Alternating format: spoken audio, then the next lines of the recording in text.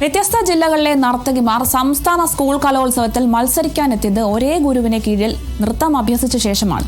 കോഴിക്കോട് സ്വദേശിനിയായ കലാക്ഷേത്ര അമൽനാഥിന് കീഴിൽ നൃത്തം അഭ്യസിച്ച 5 വിദ്യാർത്ഥികൾ ഭരതനാട്യം മത്സരത്തിൽ അരങ്ങിലെത്തുകയും ചെയ്തു. റിപ്പോർട്ട് കാണാം. സംസ്ഥാനത്തിന്റെ വിവിധ ഭാഗങ്ങളിൽ നിന്നും കുട്ടികൾ ഒഴുകിയെത്തുന്ന ഇടമാണ് സംസ്ഥാന സ്കൂൾ കലോത്സവം. അത് എവിടെയായാലും അങ്ങനെ തന്നെയാണ്. തൃശ്ശൂരിൽ അങ്ങനെ വന്ന ഒരുപാട് കുട്ടികളുണ്ട്.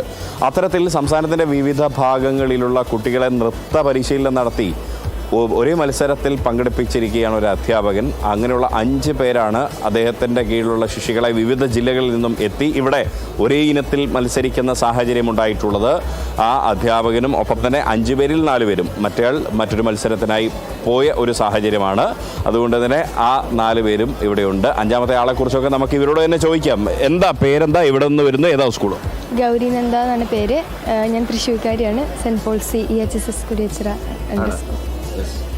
എൻ്റെ പേര് രേവതി എസ് നായർ. ഞാൻ കോട്ടയം ജില്ലയിൽ നിന്ന് വരുന്നു. ഗവൺമെൻറ് ഹയർ സെക്കൻഡറി സ്കൂളിൽ നിന്നും വരുന്നു. എൻ്റെ പേര് ആദ്യാർ മേനോൻ. ഞാൻ എറണാകുളത്ത് നിന്നും വരുന്നു. സെൻറ്റ് തെരേസാസ് CGH സ്കൂളിലാണ് പഠിക്കുന്നത്.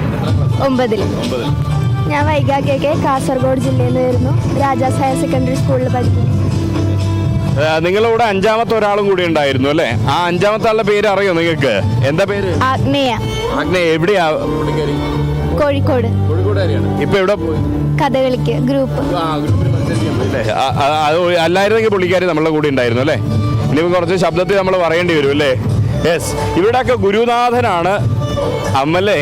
അമലിന്റെ ഫുൾ പേരെന്താ? കലാക്ഷേത്ര അമൽനാഥ്. എത്ര വർഷമായി നൃത്തം പഠിപ്പിക്കുന്നു? ഞാനിപ്പോ സ്വന്തമായിട്ട് തുടങ്ങിയിട്ട് 3 വർഷമായി. എങ്ങനെ സാധിക്കുന്നടാ? കോട്ടയം മുതൽ അങ്ങ് കാസർഗോഡ് വരെ ഉണ്ടല്ലോ കുട്ടികൾ. അത് എനിക്ക് 3 ജില്ലകളിൽ ക്ലാസ് ഉണ്ട്. കോഴിക്കോട്, തൃശ്ശൂർ, എറണാകുളം. കോട്ടയത്തും തിരുവനന്തപുരത്തൊക്കെ ഉള്ളവർ എറണാകുളത്തേക്ക് വരും. തൃശ്ശൂരുള്ളവർ തൃശ്ശൂരിൽ തന്നെ, ബാക്കി ജില്ലകളിലുള്ളവർ കോഴിക്കോടേക്കും വരും. അതെ. അങ്ങനെയാണ് ഈ വൈഗയൊക്കെ കാസർഗോഡ് നിന്ന് നേരെ കോഴിക്കോട് വന്ന്. ഇത് വൈഗ ശരിക്കും എൻ്റെ ഡയറക്റ്റ് സ്റ്റുഡൻ്റ് അല്ല. സുധാ കലാഞ്ജലി എന്ന് പറയുന്ന ടീച്ചറുടെ സ്റ്റുഡൻ്റ് ആണ്. ആ ടീച്ചറുടെ ഇൻസ്റ്റിറ്റ്യൂഷനിൽ ഞാൻ ഭരതനാട്യം പഠിപ്പിക്കുന്നുണ്ട്. ഇത് വൈഗയുടെ ദ്രോണാചാര്യരാണല്ലേ? വൈഗ ലവ്വി. ലവ്വി. അതെ. ഇനിയിപ്പം ഇതൊക്കെ മുറിച്ചു കൊടുക്കേണ്ടി വരും കേട്ടോ. ഗുരുദക്ഷിണ കൊടുക്കണ്ടേ? അതുപോലെ ഇവർക്ക് വിവിധങ്ങളായ സ്വപ്നങ്ങളുണ്ട്. എന്താ ആ സ്വപ്നങ്ങൾ പറഞ്ഞ? എന്തൊക്കെയാ? Doctor, nurse, film field, fashion designing. അപ്പോൾ ഇവരെ നമുക്ക് വിവിധ മേഖലകളിൽ കാണാം. ചിലപ്പോൾ ഇവർ രണ്ടുപേരും ഒരുമിച്ച് കാണാം. കാരണം ഡോക്ടറും നഴ്സുമാണ്. ഒരാളെ സിനിമയും ഫാഷൻ ഡിസൈനിങ്ങും. അതുകൊണ്ട് ഇവരെയും ചിലപ്പോൾ ഒരുമിച്ച് കാണാം.